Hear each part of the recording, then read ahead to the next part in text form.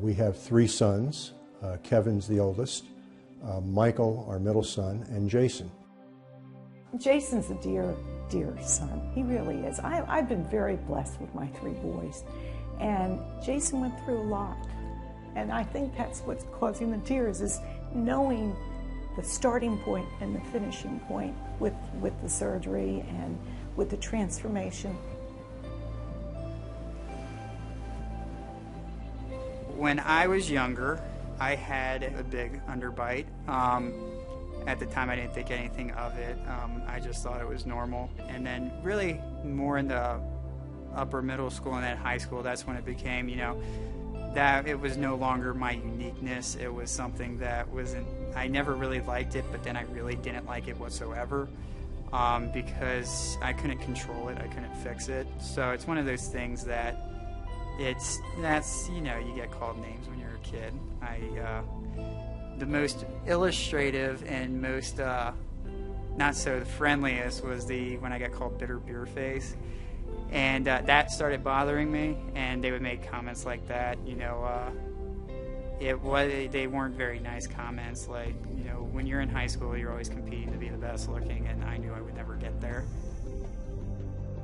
Every day of my childhood, I felt miserable because of the way I looked. That I would look into the mirror and try to push my jaw in just so that I could have the profile that everybody else had. When the issue with his jaw became very obvious, people who he had considered close friends began distancing themselves from him. I will say that there came times when his brothers had to actually set some people straight as to what you're allowed to do and not do with their brother. For me, it was more kind of a, hey guys, shoving them and saying, hey, you don't need to make fun of my brother. Michael actually came to blows with one kid, so it was, for us it was, we're Italian, we stick to our own, and it's, this is our brother. We'd make fun of each other for, doing something stupid, but we never made fun of Jason for that. And so, but when other people did it, you could make fun of any of us, but when you make fun of Jason because of his jaw, that's out of bounds. I knew I wanted this surgery while in high school, and I think at one point I got really angry because I was told I had to wait till I stopped growing, and I just ripped. I was sitting in a chair and just ripped the armrest out because I was like, you just took what I wanted. It was the thing I wanted the most at the time. I knew I wanted college, I knew I wanted a life, but in the way was the jaw surgery. Because I didn't like what I looked like. I didn't want it anymore.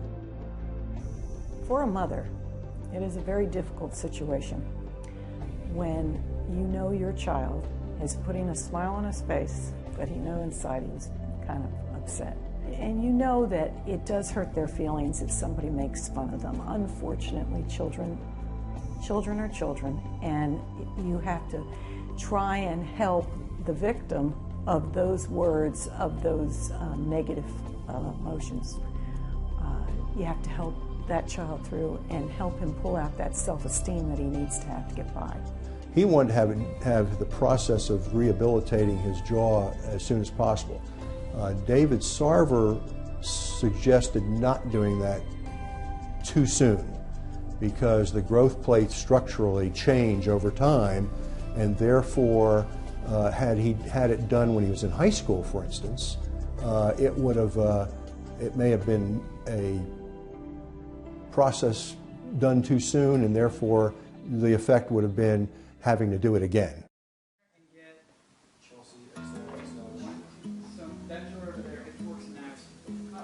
When I found out it was time to get the surgery, it was the driver of my life, and it was the goal of my life, and that was the one thing I was working for. So it became the thing.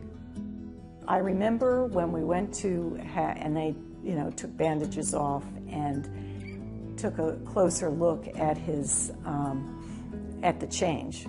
And I was sitting in the room with him, and the doctor took the bandages off and handed him a mirror, and he looked at it and he goes, "Whoa, whoa." And I looked at him and I go, "Whoa." I mean, it was a dramatic dramatic change. He was stunned. I think we all were, whoa. It was the way Jason was supposed to be. As soon as Jason had the surgery to correct it, it was almost an eye-opening, like a coming of age, like, hey, I can really put myself out there now. You know, it was, you know, you always hear about you have a face for radio, you know. Well, Jason unfortunately took that to heart, you know. He wanted to put himself out there. When he went to college, it was running for SGA and doing all these ambassadorships for the school, and it was like, Jason would never do that in high school. You know, it put him out there more. He was going on dates now, and you know, it was good to see this almost an uplifted Jason. I feel like his appearance now matches his personality and who he always had been, and I feel like this Jason I feel like this is the real Jason. He had gone through so much in those years, but still was able to maintain his grade point average, still able to maintain himself and who he was. And it was sort of like blossoming. He became Jason.